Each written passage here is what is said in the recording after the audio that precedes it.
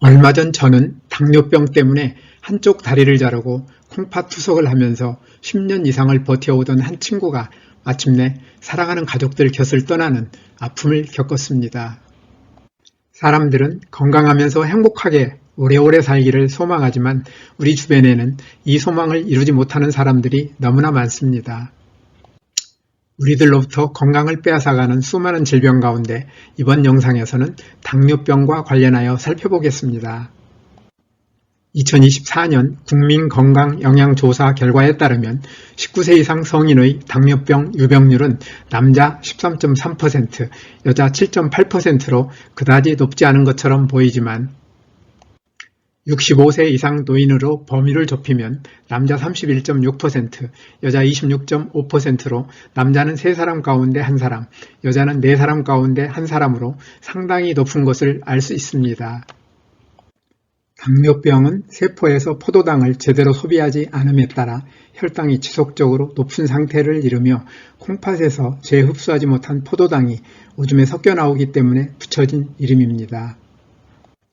포도당이 오줌으로 나올 때 수분을 끌고 나오기 때문에 오줌 양이 늘어나고 그 결과 몸 안에 수분이 부족하여 심한 갈증을 느끼며 영양분이 빠져나오기 때문에 피로감을 느끼고 잘 먹어도 몸무게가 줄어듭니다. 당뇨병 증상은 초기에는 잘 느끼지 못하는 사람들도 있지만 고혈당 상태가 지속되면 크고 작은 동맥의 안쪽 벽을 손상시키고 동맥에서는 이에 대한 반응으로 플라크라 부르는 핏떡이 쌓여 혈관을 막으므로 산소가 풍부한 혈액이 눈이나 콩팥, 다리, 발로 제대로 공급되지 못하게 되는데 이러한 상태를 죽모양 경화증, 죽상 경화증 또는 동맥 경화라고 부릅니다. 이처럼 당뇨병으로 동맥경화가 생기거나 악화되면 혈관에 영양소와 산소의 공급이 줄어 혈관이 손상되고 영양소와 산소를 공급받던 신경도 손상되는데 손상되는 혈관과 신경에 따라 여러 합병증이 나타납니다.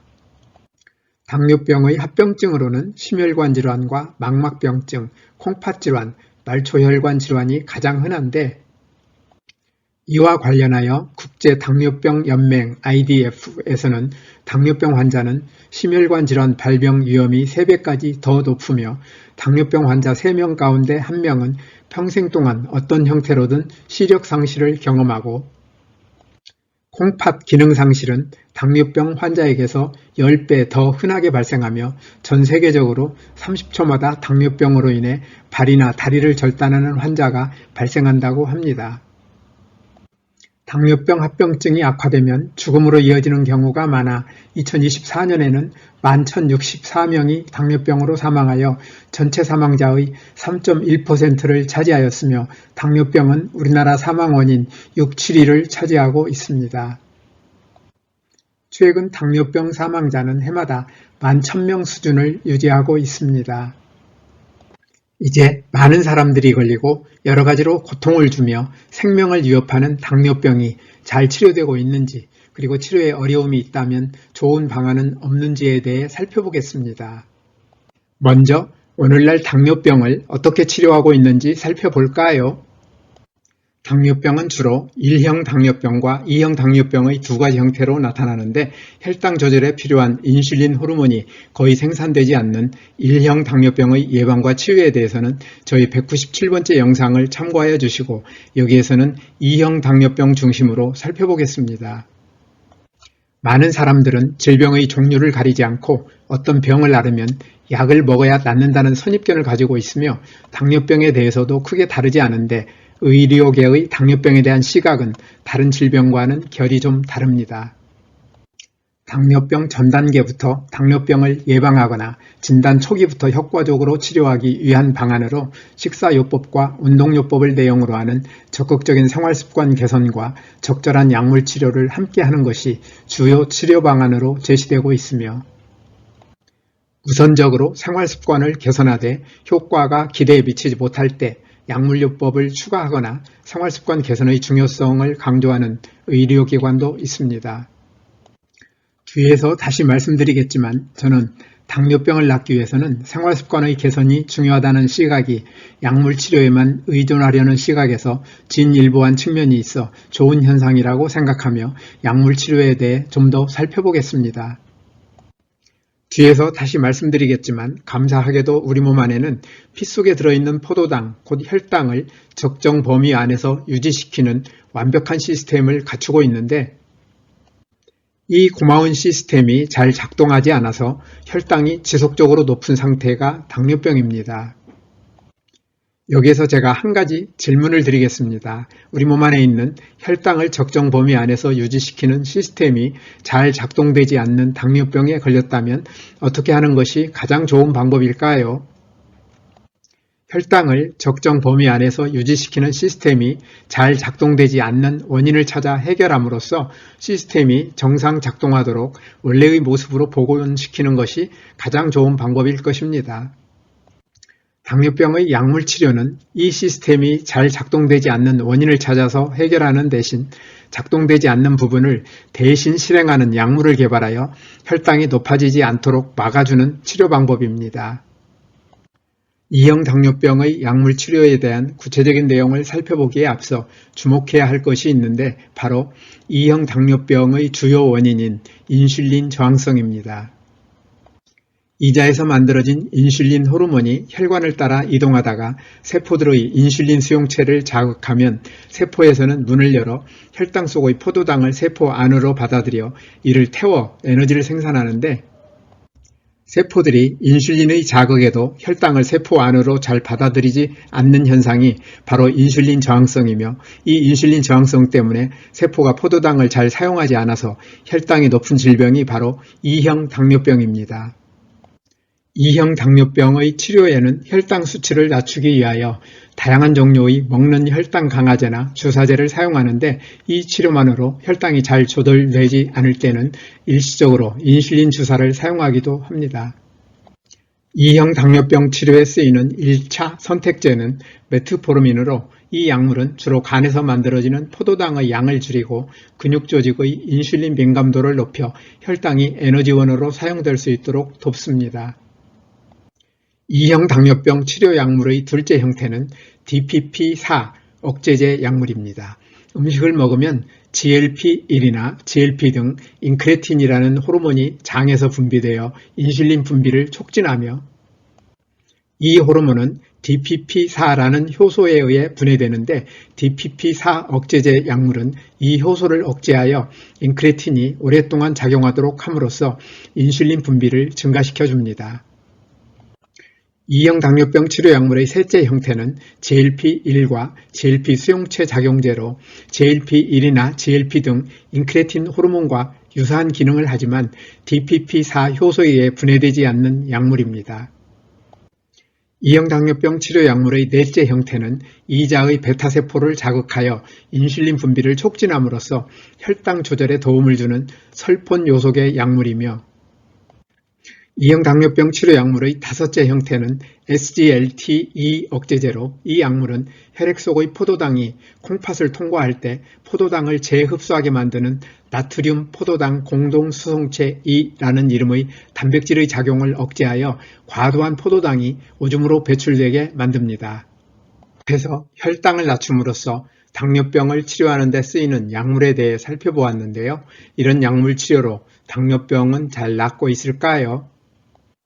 앞에서 살펴본 것처럼 오늘날 당뇨병을 치료하는 데 쓰이는 약물들은 어떤 이유로 잘 작동하지 않던 혈당을 적정 범위 안에서 유지시키는 시스템을 잘 작동하도록 복구함으로써 당뇨병이 낫는 것이 아니고 잘 작동하지 않는 이 시스템은 방치한 채 혈당이 조절되는 어떤 과정에 약물이 개입하여 인위적으로 혈당을 낮추기 때문에 몇 가지 한계를 가지고 있습니다.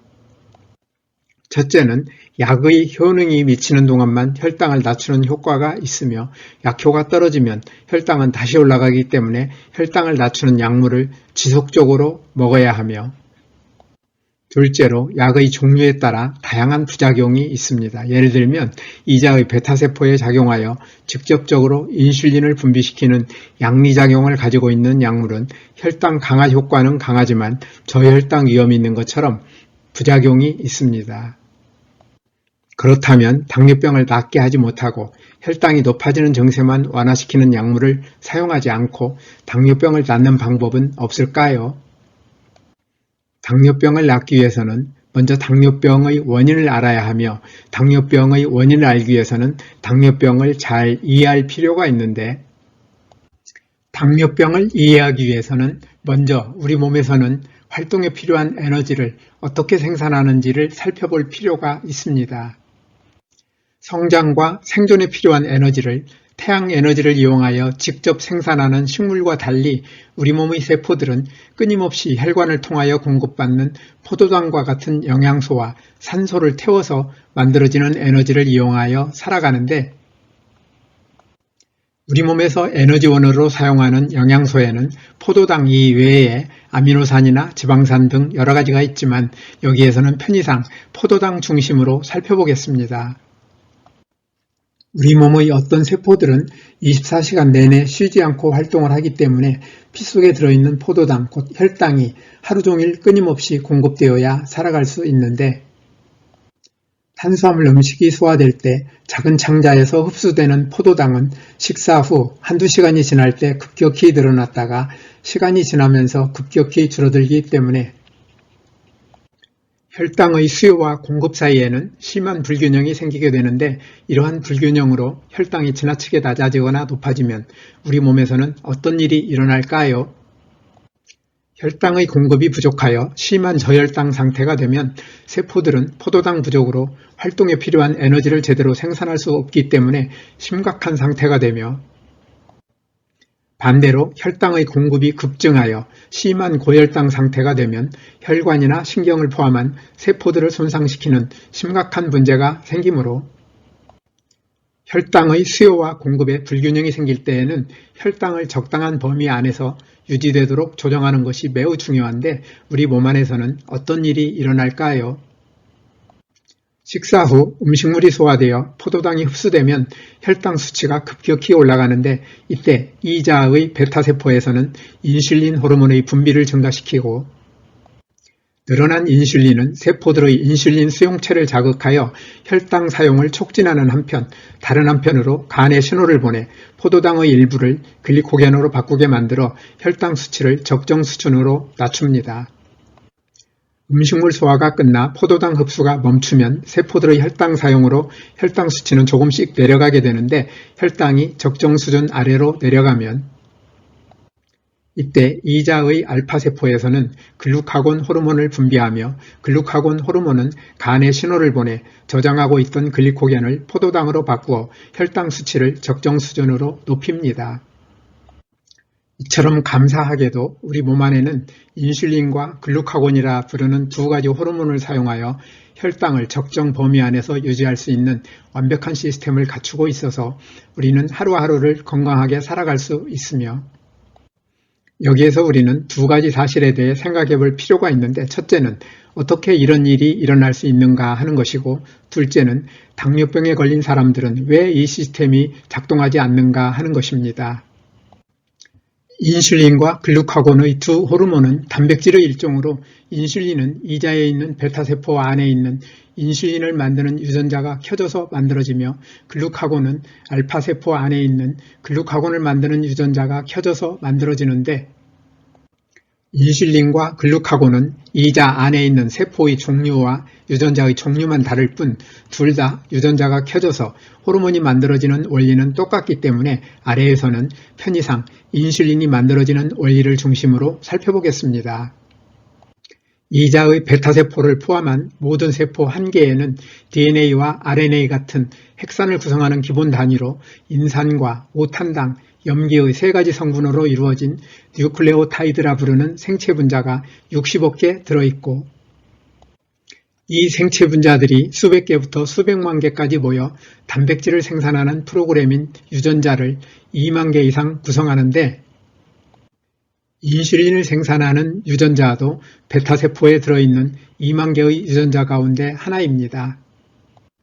하나의 세포에 들어있는 60억 개의 생체 분자 가운데 많게는 하루 동안 100만 개까지 손상되는데 이렇게 손상된 생체 분자들은 원래의 모습으로 복구되어야 이 생체 분자들로 구성된 유전자가 제 역할을 할 수 있으며 이렇게 손상된 생체 분자들이 복구된 유전자는 유전자의 스위치가 적절히 켜져야 이 유전자가 들어있는 세포는 제 역할을 할 수 있습니다. 모든 세포에서 손상된 생체 분자들을 모두 찾아낸 다음 같은 종류의 새 생체 분자로 바꿔주는 생체 분자 복구는 우리가 상상하기 어려울 만큼 복잡하고 어려운 일인데 어떻게 이런 신비스러운 일이 가능할까요? 손상된 생체 분자의 복구는 우리의 노력으로 이루어지는 일이 아니고 세포 속에 유전자 형태로 존재하는 전능지능이 필요할 때 필요한 유전자를 켜서 하는 일인데 저는 이러한 전능지능을 내 몸 안에 준비된 최고명의라 부릅니다. 내 몸 안의 최고명의는 이 60억 개의 생체 분자의 일부에 생기는 경미한 손상은 큰 어려움 없이 정상으로 복구하는데 만일 세포 안의 생체 분자들이 지나치게 많이 손상되거나 유전자가 제 역할을 하지 못하여 원래대로 복구되지 못하는 세포가 많아지거나 필요한 유전자가 적절히 켜지지 않으면 세포들은 독성 물질을 만나거나 영양이나 산소 부족, 스트레스 등 여러 이유로 많은 생체 분자들이 손상되고 손상된 생체 분자들의 복구가 잘 안되며 거기다가 인슐린 호르몬을 만드는 유전자가 필요할 때 적절히 켜지지 않으면 인슐린이 필요할 때 필요한 만큼 만들어지지 않으므로 혈당을 적당한 범위 안에서 유지하는 시스템이 정상적으로 작동하지 않아 당뇨병의 원인이 됩니다. 또한 2형 당뇨병의 주요 원인은 인슐린 저항성이므로 인슐린 저항성의 원인이 무엇인지에 대해서도 살펴볼 필요가 있습니다. 앞에서도 말씀드린 것처럼 인슐린 저항성은 세포들이 인슐린의 자극에도 혈당을 세포 안으로 잘 받아들이지 않는 현상을 말하는데 인슐린 저항성의 원인은 유전자를 구성하고 있는 생체 분자들의 손상과 변질, 그리고 유전자의 스위치가 적절히 켜지지 않는 것이며 이러한 문제가 생기는 원리는 앞에서 살펴본 인슐린 생산 유전자의 경우와 똑같습니다.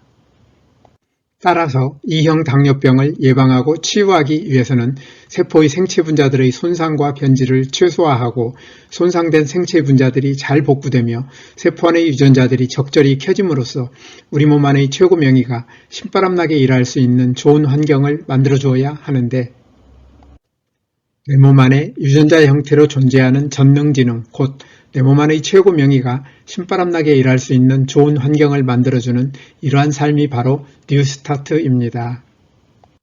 2형 당뇨병으로 혈당 강화제 약물을 먹고 있는 사람들은 약 덕분에 겨우 통제 가능한 선을 유지하고 있는데 뉴스타트라는 이름의 생활습관으로 바꿔야 한다는 말에 믿음이 가지 않을지 모르겠습니다. 그렇지만 앞에서 제가 설명드렸듯이 우리가 반드시 주목해야 할 일이 두 가지 있습니다. 첫째로 잘못된 생활습관 때문에 내 몸 안의 완벽한 시스템이 망가져 찾아온 당뇨병의 원인을 제거하려 하지 않고 약물을 이용하여 인위적으로 증상을 개선하려는 방법으로는 당뇨병은 낫지 않습니다. 내 몸 안의 시스템은 손상된 상태에서 시스템의 방식으로 일을 하여야 하는데 당뇨병 약물이 인위적으로 증상을 변화시키기 때문에 약효가 있는 동안에는 혈당이 어느 정도 선을 지키는 것처럼 보이지만 약효가 사라지면 혈당은 다시 올라가며 각종 부작용도 적지 않습니다. 둘째로 우리의 잘못된 생활습관 때문에 내 몸 안의 시스템이 손상되어 당뇨병에 걸렸더라도 잘못된 생활습관을 개선하면 이 시스템은 원래의 모습으로 회복된다는 사실입니다. 저는 강력하게 제안합니다. 수십 년에 걸친 잘못된 생활습관 때문에 찾아온 당뇨병도 잘못된 생활습관을 개선하면 시간은 어느 정도 걸릴지라도 원래의 모습으로 회복될 수 있습니다. 당뇨병의 증상이 심하여 바로 혈당 강화제를 끊기가 불안할 경우 단기적으로는 약을 계속 먹더라도 그 이상으로 잘못된 생활습관을 개선하기 위한 노력을 해야 망가진 시스템을 회복시킬 수 있으며 그 효과는 시간이 지나면서 실감할 수 있습니다. 이러한 이유로 오늘날 많은 의료기관들이 생활습관 개선의 중요성을 강조하는 것은 다행스러운 일입니다.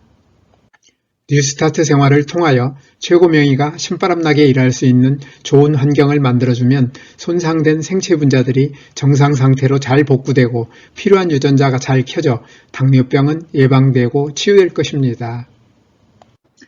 뉴스타트 생활에서 특히 생명식에 있어서는 과일과 채소, 곡식을 포함한 식물성 음식을 골고루, 통째로 충분히 먹는 것과 아울러 너무 많이 먹을 경우 많은 문제를 일으키는 설탕을 포함하여 가공이나 정제된 나쁜 탄수화물, 포화지방과 트랜스지방, 소금과 알코올의 섭취를 줄이는 것이 중요합니다. 이와 함께 소화기관 세포들의 생체 분자를 손상시키고 손상된 생체 분자의 복구를 방해하는 나쁜 식습관인 편식이나 과식, 간식, 폭식, 야식을 하지 않는 것도 중요합니다. 또한 뉴스타트의 나머지 항목인 운동, 물, 햇빛, 절제, 공기, 휴식, 신뢰와 사랑을 잘 실천하되 규칙적으로 적절히 운동하는 습관을 가지며 물은 식사 시간과 분리하여 충분히 마시고 햇빛은 자외선이 강하지 않은 시간을 이용하여 하루 10분 정도 꾸준히 쬐도록 하며 공기는 가급적 산소의 농도가 높으며 오염되지 않은 맑은 공기로 깊이 들이마시도록 하고 특히 담배 연기나 미세먼지에 주의하여야 합니다. 아울러 손상된 몸과 마음이 잘 회복될 수 있도록 충분히 휴식하고 충분한 잠을 자도록 하며 스트레스를 적절히 해소하는 것도 중요합니다. 오늘도 끝까지 영상을 시청해 주셔서 대단히 감사합니다. 뉴스타트 생활을 통하여 늘 건강하시기를 기대하며 다음에 더 좋은 영상으로 찾아뵙겠습니다. 여러분의 소중한 의견을 남겨주세요. 구독과 좋아요 부탁드립니다.